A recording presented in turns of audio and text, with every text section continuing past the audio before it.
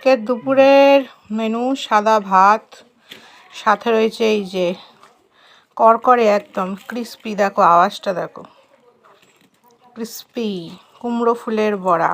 কুমড়ো ফুলের বড়া দিয়ে ভাত খেতে কিন্তু হেভি লাগে। তার সাথে রয়েছে লেবু লঙ্কা, এটা ফার্স্টে বলা উচিত ছিল।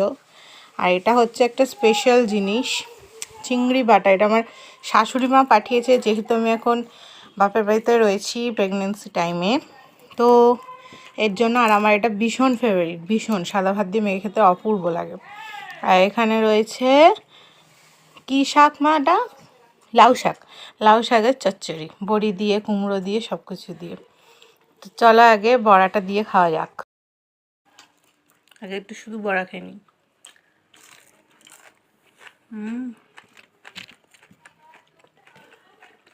হেভি হচ্ছে না